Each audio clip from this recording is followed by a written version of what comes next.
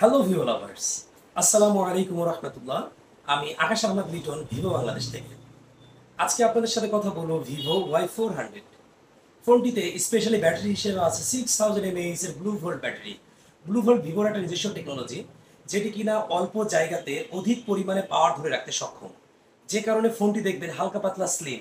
ফোনটিতে চার্জার হিসেবে আছে 44 ওয়াটের ফ্ল্যাশ চার্জার, অর্থাৎ ফোনটিকে দ্রুত সময়ের মধ্যে চার্জ করে দিতে সক্ষম।